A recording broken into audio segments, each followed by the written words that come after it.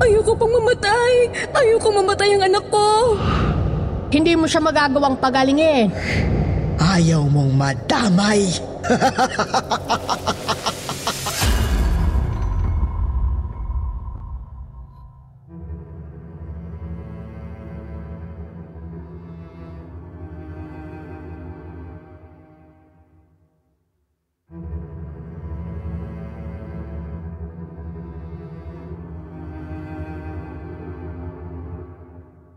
Walang dudang isa ang pambabarang sa pinakamapanganib na kakayahan ng mga alagad ng dilim.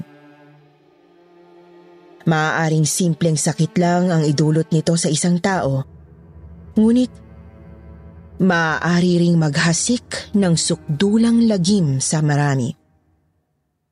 Lalo na kung hahaluan ng masidihing galit. Kaya naman, kapag kutob mo ay barang o kulam na ang iyong nasasaksihan o nararanasan, huwag ka nang magdalawang isip. Maghanap ka na agad ng paraan upang mailigtas ang sarili. Bago pa mahuli ang lahat para sa'yo. At yan mismo ang dinanas ng ating letter sender ngayong araw na si Elma. Ating pakinggan at alamin kung paano niyanig ng pambabarang ang kanyang buhay. At paano siya nakaligtas. Ako po ang inyong lingkod, Miss Anne. At ito po ang kwentong Takip Silim.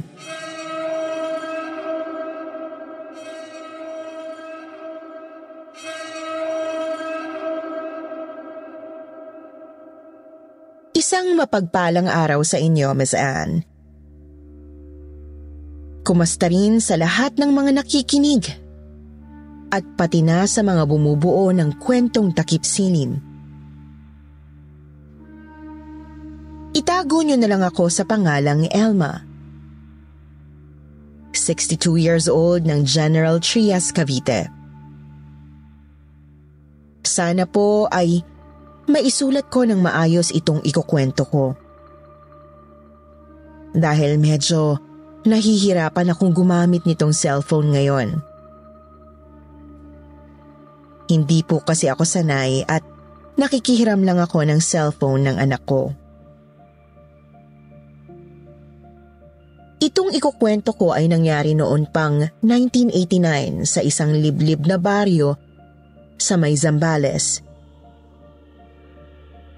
Isa po akong midwife o kumadrona na noon ay nadestino sa nasabing lugar.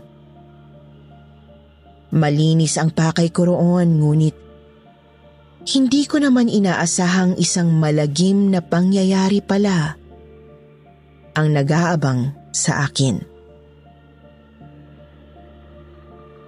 Miss Anne, ito yung panahon kung kailan sobrang kulang pa ng mga nurse at doktor. Kaya pati kaming mga kumadrona ay gumaganap na rin bilang pansamantalang mga nurse sa maliliit na mga baryo. Ang ibig kong sabihin, maliban sa pagpapaanak, nanggagamot na rin kami ng mga simpleng karamdaman. Bawal kong tutuusin pero lumalabas kasing wala nang ibang pagpipilian noon. Maayos naman akong nakarating sa pakay kong baryo kahit ginabi na ako sa biyahe. Bagamat liblib, mukha namang payapa kung titingnan. Napakaganda rin kung tatanawin ang bundok Pinatubo sa may kalayuan. Medyo kakaiba nga lang ang karamihan sa mga taga roon. Kasi iba. ang titig nila sa akin. May nakita pa akong isang matandang nagpapausok ng mga halaman sa isang dako. Mabuti na lang, sinalubong naman ako ng maayos ng mga taga-barangay. May inatasan ng kanilang kapitan para magturo sa akin kung saan ang health center at ang matutuluyan ko.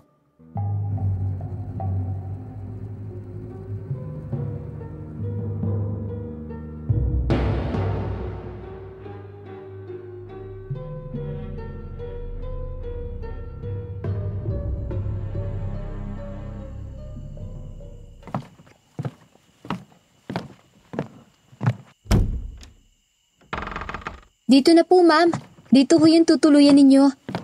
Pasensya na po talaga kung medyo maliit lang. Ano ka ba? Wala yun. Ayos na ako rito. Malinis at desente naman eh. Tsaka sabi ko naman, di ba? Ate Elma na lang ang itawag mo sa akin. Masyadong purma lang, ma'am. Hindi ako sanay. Sige po, Ate Elma. Basta, tawagin niyo na lang ako kung may kailangan kayo. Diyan lang naman ako nakatira. Sa tapat ng center. Sige, tatandaan ko yan, ha? Ay, oo nga pala. Magtatanong na rin ako. Ano po yan, ate? Totoo bang maraming nagkakasakit dito sa inyo nitong mga nagdaang linggo? Opo. Totoo po. Maraming nagkakalagnat, tapos ubo at sipon. Yung iba naman, tinutubuan ng kung ano-ano sa balat. Mariusep naman. Bakit hindi ako sinabihan ng opisina bago ko pumunta rito? Mukhang kailangan ko yatang magtawag ng mga espesyalistang doktor kung ganyan. May mga nagpunta naman po ng ospital sa bayan, ate. Kaso, tinatanggihan po eh. Ayaw gumutin. Diyos ko po. Totoo ba? Opo. Kaya nga po araw-araw nagpapausok yung baliw doon sa may kabilang dako ng baryo. Para daw kontrahin ng alagad ng dilim. Alagad ng dilim? Teka, sino ba yung matandang yon? Si Manang Soro po. Dating albularya. Pero nabaliw nang mamatay ang asawa at anak. Ilang taon na rin ang nakararaan. Talagang lumuwang ang tornilyo niya sa isip. Kasi sabay namatay yung mag-ama ng madisgrasya sa bus. Ano naman yung alagad ng dilim na kinokontra niya? Ha? Ano? Ay ate, mauna na po muna ako. Nakalimutan ko. May gagawin pa pala ako sa amin. Babalik na lang ako bukas. Nako, sige. Magliligpit lang din muna ako ng mga gamit ko. Salamat uli ha, Laura.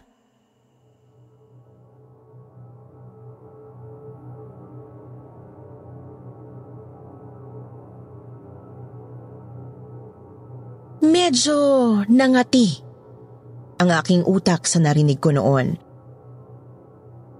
Subalit, naisantabi ko rin dahil pagod ako sa biyahe at nagligpit din ng mga gamit. Kaya nakatulog din ako agad noong gabing yon. Kinabukasan, nakalimutan ko na yung usapan namin ni Laura. Pumunta na ako sa barangay para kausapin ng maayos si Kapitan tungkol sa pagbubukas ng center. Tinulungan nila akong maihanda ang lugar. Tapos ay magsisimula na ako dapat noong susunod na araw. Subalit, mga bandang 9:00 ng gabi, nagulat na lang ako nang may dumating na isang pasyente.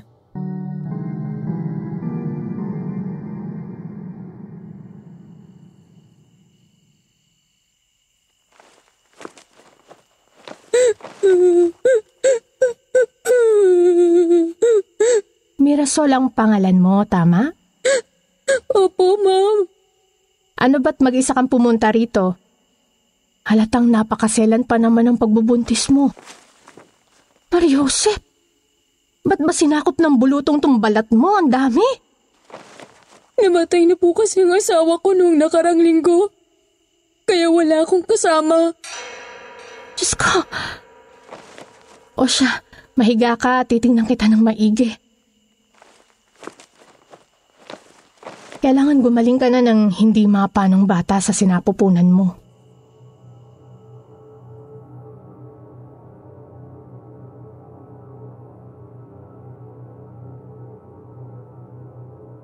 Pinahiga ko ang pasyenteng buntis sa kama. Sinarado ang pinto at ang mga bintana. Tapos ay tinanggal ang kanyang mga damit. Miss Anne, uunahan ko na kayo. Napakaselan at masyadong nakakadiri ang nakita ko. Hanggang ngayon nga ay naduduwal pa rin ako kapag naaalala ko yun. Ang akala ko, mukha, leeg, braso at bandang tiyan lang niya ang may tumubong parang mga bulutong. Pero pati rin pala sa dibdib, likod, hita at hanggang binti. Pasensya na po pero pati sa maseselang bahagi ng kanyang katawan ay meron din. May malalaki at may maliliit. Pulang-pula. Tapos yung iba ay nagnanaknak pa at nagdurugo.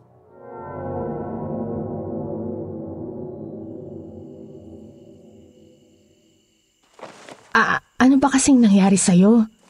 Kailan pa to? Kaninang umaga lang po pagkagising ko. Kahapon, tinatrangkaso lang naman ako. Tapos ngayong araw, ganito na. Mahabaging langit. Kailangan mong madala agad sa ospital. Hindi mo siya mapapagaling. Hindi rin siya mapapagaling ng mga doktor. Walang lunas ang karamdamang yan. Sino yan? At kung ako sa'yo, aalis na ako at nang hindi na ako madamay.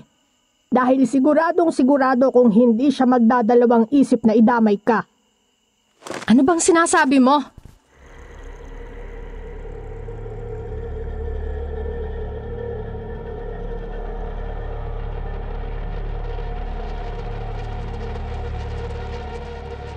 Mabilis kong tinakpan ng kumot si Mirasol na nakahiga pa rin. At binuksan ko ng kaunti ang bintana. Sinilip ko kung sino ang nasa labas. Nagulat ako nang makita ko si Manang Sora.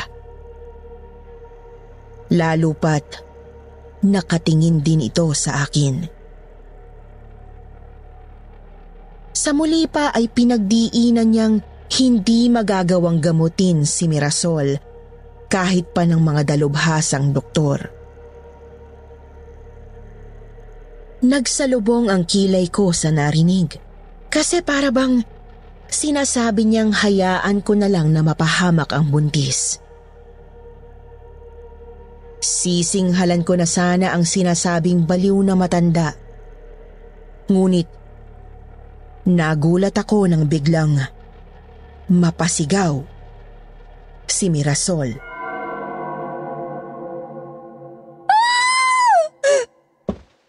Mirasol, anong nangyayari? Tulong! Tulong! Ang dami nila! Saklolo! Sus Mariosep! Ano yung mga yan? Putakte? Saan sila galing? Mahabaging langit! Tulungan niyo ko, ma'am!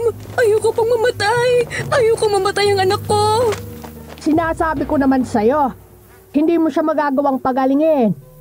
Kahit sinong doktor, hindi makakagamot ng barang. Ano pong gagawin natin? Hindi naman pwedeng hayaan na lang nating isinumpa ang baryong ito. Wala na tayong magagawa kundi pabagalin ang epekto ng kulam. at umasang tatalab kahit papaano. Pabagalin? Paano ho?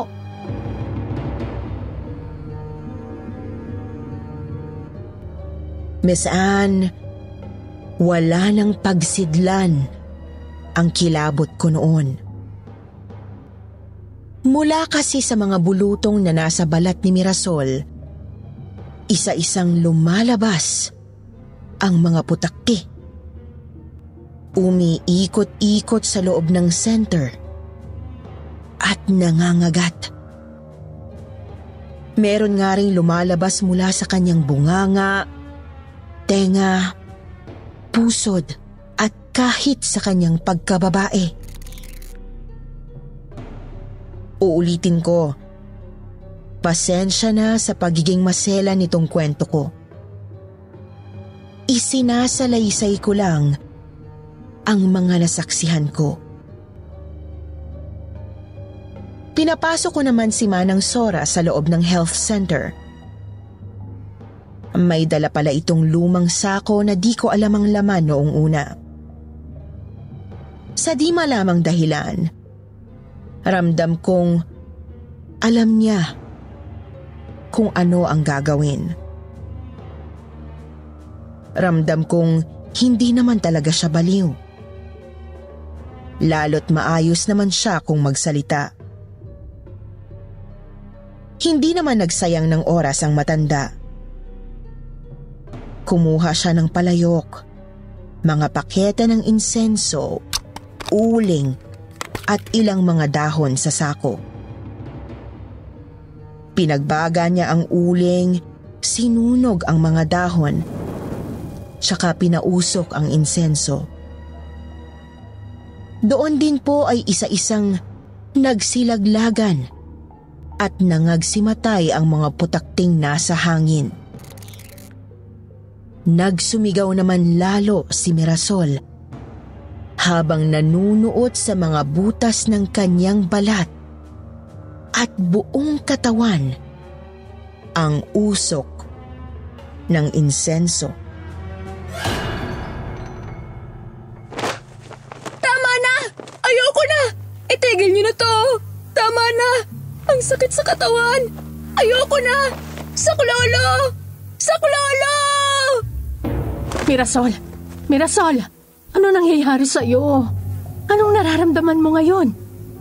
Manang, sigurado po talaga kayong... Hindi ako natatakot sa iyo!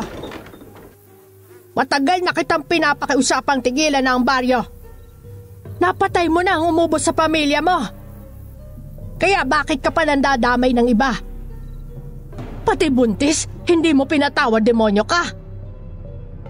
Manang Sora? Sinong... Napalingon ako sa bahagi ng kwartong tinititigan ng matanda. Nang hilakpot ako nang makita ko sa may sulok ang tila hugis taong nadadaanan ng usok. Kita ko rin ang mukha nito at ang mga matang matalim na nakatitig kay Manang Sora. Ilang sandali pa ay unti-unting naglalaho sa usok ang naturang nilalang. Nakatayo lang ako doon na parang tuod. Nanginginig at hindi alam ang gagawin. Nawawala na rin ang usok ng insenso sa kwarto. Tapos ay huminahon at nakatulog na si Mirasol.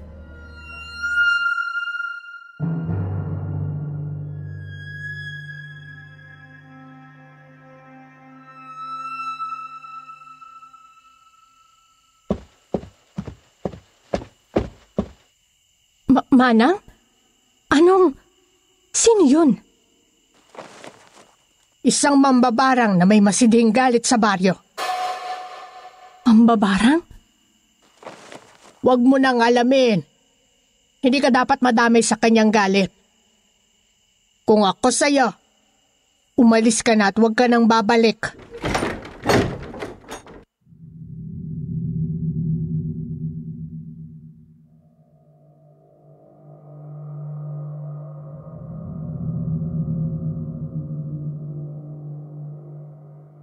Umalis si Manang Sora, ngunit hindi ako nilisan ng kilabot noong gabing yon.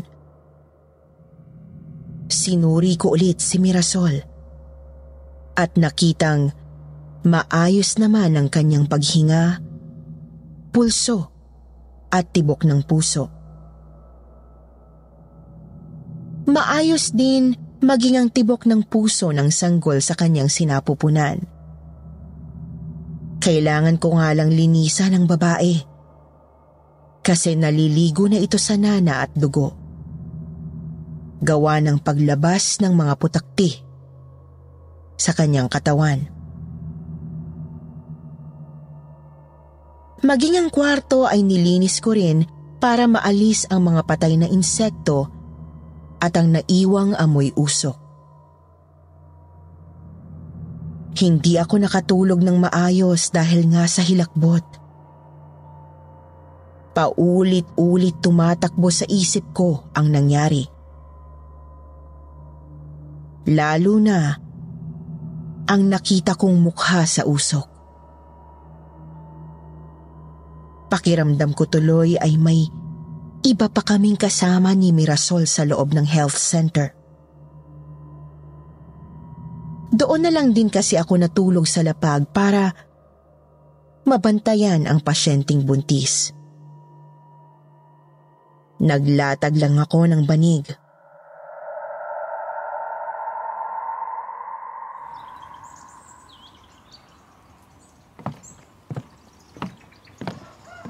Magandang umaga po, Ate Elma. Magandang umaga rin sa'yo, Laura. Ito po pala ang almusal nyo. Pinapahatid ni Kapitan. Teka, ba't parang puyat kayo, ate? May nangyari po ba? Tsaka, tama ba yung narinig naming parang may sumisigaw galing dito kagabi?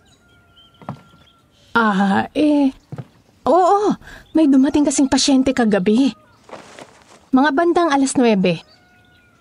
Pasensya ka na po, ate. Mahigpit kasing patakaran dito sa amin. Huwag lalabas ng bahay. Paglagpas ng 7:00 ng gabi. Kahit anong mangyari, huwag lalabas ng bahay. Kaya kung may makarinig man ng kung ano, asahan yung wala talagang lalabas. Ganun ba? Kaya naman pala. Pero, ano po bang nangyari?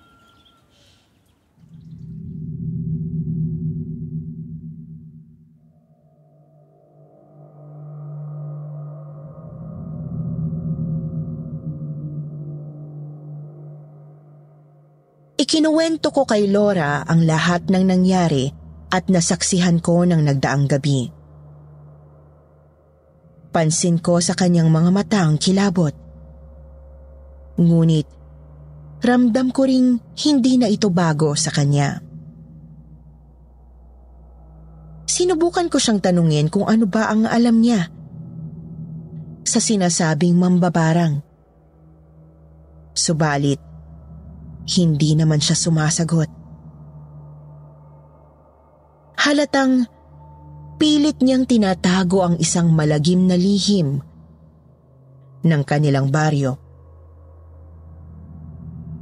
Kukulitin ko pa sana siya, Miss Anne, ngunit lumukso ang puso ko nang biglang sumigaw si Mirasol. Iniwan ko kasi muna ito sa kinaroroon ng kwarto para salubungin nga si Laura.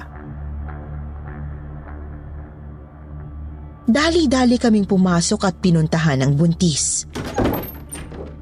Nanlaki ang mga mata ko nang makitang napakarami na namang putakting nagsilabasan mula kay Mirasol.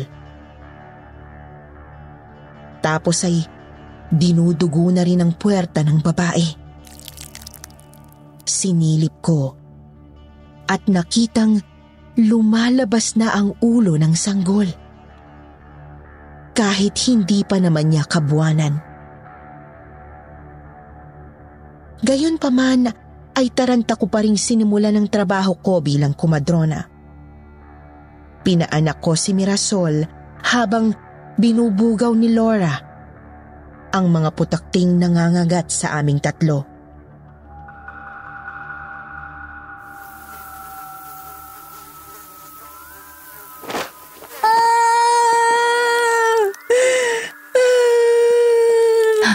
Hingang malalim, Mirasol.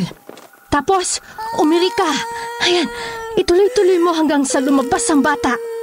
Kaya mo yan. Sige na. Hindi ko na kaya. Wala na akong lakas. Sige na. At baka mapano pa kayo ng bata. Nakakainis. Ang dami ng mga insektong to. Bakit pa hindi kayo maubos-ubos? Pagbilang ko ng 3, umiri ka na, Mirasol. Sige na. Heto na. 1, 2, 3. Ngayon na!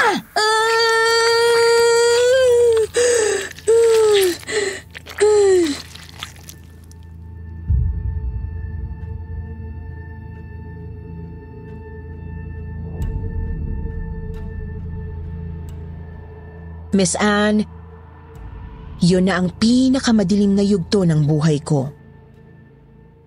Naging kumadrona ako kasi sadyang mahilig ako sa mga bata at mga sanggol. Ni sa panaginip man lang ay hindi ko inakalang hahantong ako sa ganoon. Lumabas po ang sanggol nang umiri si Mirasol, Miss Anne. Yung bata, yung sanggol, halos wala nang natira sa kanyang katawan. Inubos na ng mga putakte. Ulo na lang ang nananatiling buo. Si Mirasol naman ay tuluyan na ring pumanaw matapos iniluwal ang pobreng bata. Hindi ako makagalaw habang hawak ang sanggol. Maging si Laura ay natigilan din. Naramdaman ko na lang na nanginginig na ang kalamnan ko nang mapansing may kung sinong nakatitig sa akin. Napalingon ako sa isang sulok ng kwarto at nakita ang isang anino sa dingding. Napakapayat, tsaka gumagalaw na wari bagay humahalakhak.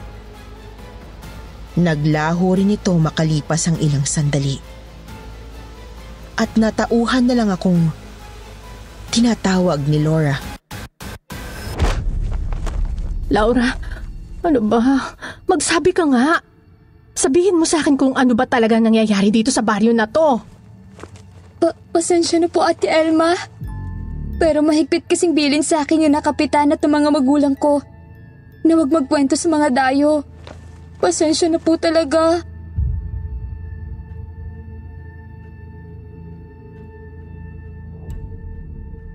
Agad kong pinatawag ang barangay kapitan. Tinulungan naman nila akong asikasuhin ang bangkay ng mag-ina. Ngunit wala talagang nagkukwento sa akin tungkol sa misteryo ng baryong yon. Pansin ko ring iniiwasan na ako ng mga tao matapos ang nangyari.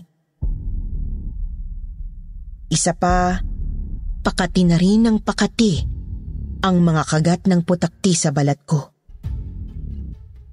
Kumikirot na nga. Ang ginawa ko, naglibot ako sa baryo. Kapag may nagtatanong sa akin na taga-barangay hall, sinasabi ko lang na gusto ko lang makita ang paligid. Pero, ang totoo, hinahanap ko talaga si Manang Sora. Gusto ko siyang makausap. Gusto ko siyang tanungin tungkol sa sinasabing mambabarang.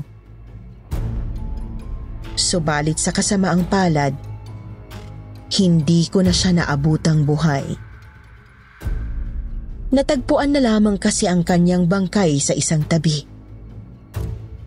Balot ng bulutong ang buong katawan at pinagpipiestahan ng mga putakti.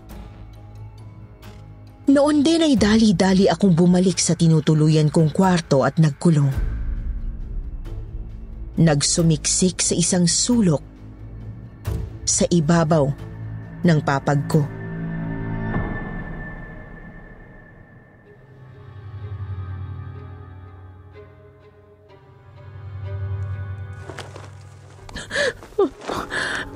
Ano ba talagang meron sa baryo na to?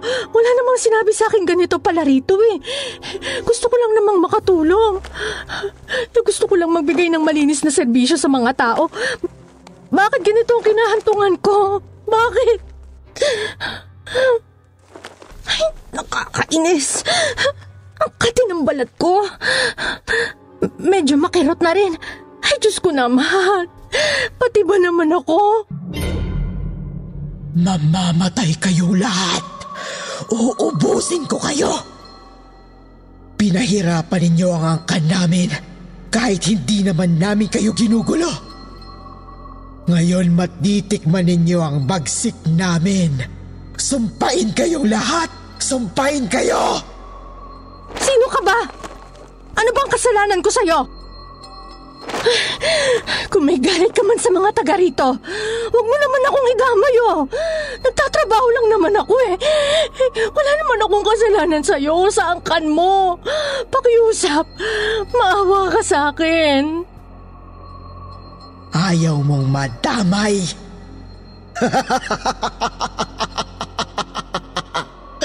Kung ganon, ay huwag kang makikialam. Umalis ka. Kapag nandito ka pa bago sumikat ang araw bukas, madadamay ka. Mamamatay ka.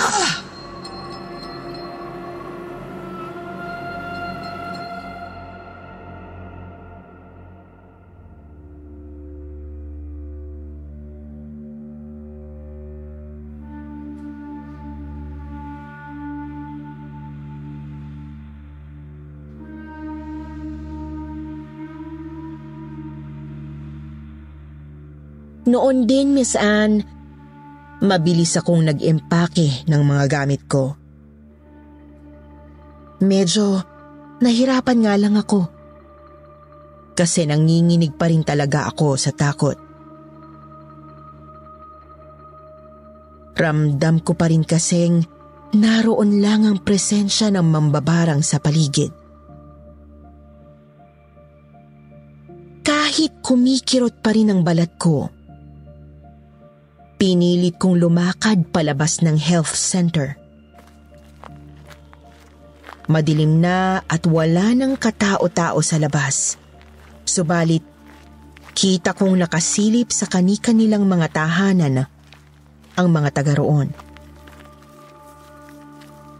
Ni isa walang lumapit sa akin para pigilan o kausapin man lang ako. Oo. Alam kong nilalamon lang sila ng takot. Pero nakakainis pa ring isiping hindi man lang ako tinulungan ng mga taong gusto ko sanang pagsilbihan bilang isang health worker. Ilang oras akong naglakad sa gitna ng dilim na buwan lang ang tanglaw. Bandang 2:00 na ng madaling araw nang makarating ako sa terminal. At doon ako naghintay mag-umaga. At pagsikat ng araw, hindi na rin kumikirot ang balat ko. Parang kagat na lang ng lamok ang naiwan. Tapos ay nawala na rin makalipas ang ilang araw. Gulat na gulat po ang opisinang nagpadala sa akin doon.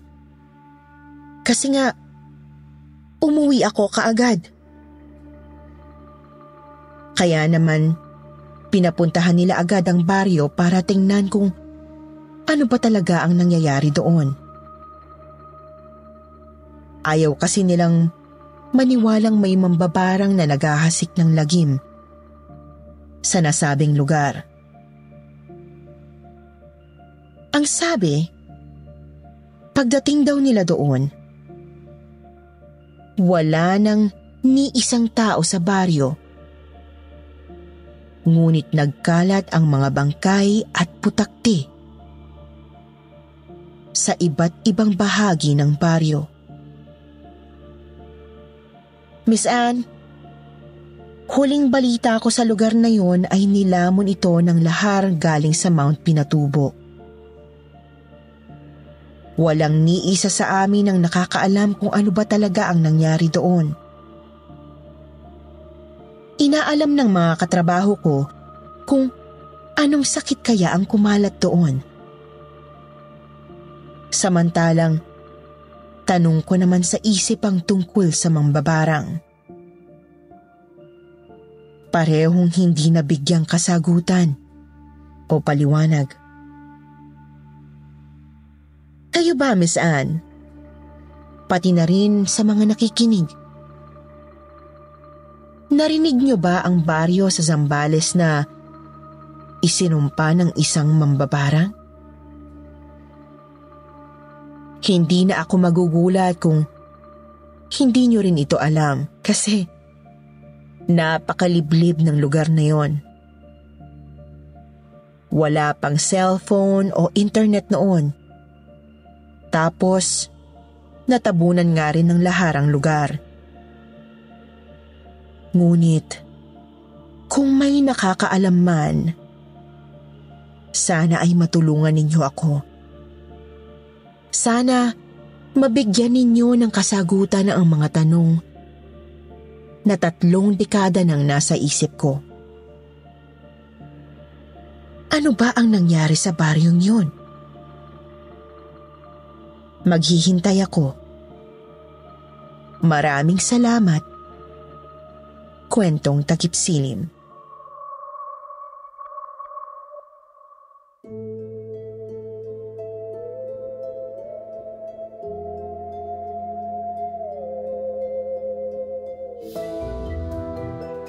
At ngayon naman, dumako tayo sa paborito nating shout-out portion.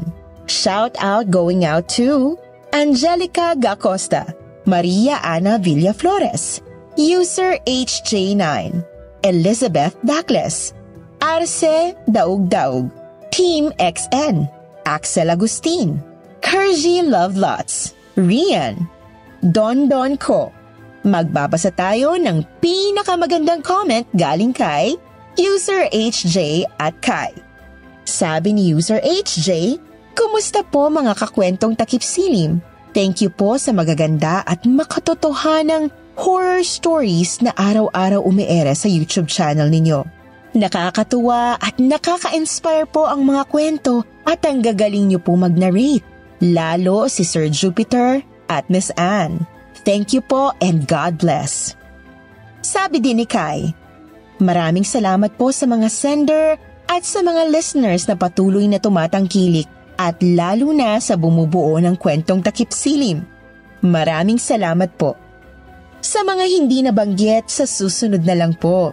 Huwag niyo pong kalimutang mag-reply sa ating shoutout box na nasa comment section para ma-shoutout ang pangalan niyo. Muli po, mula sa bumubuo ng kwentong takip silim at Sitio Bangungot. Ito po ang inyong lingkod, si Miss Anne. Nagpapasalamat.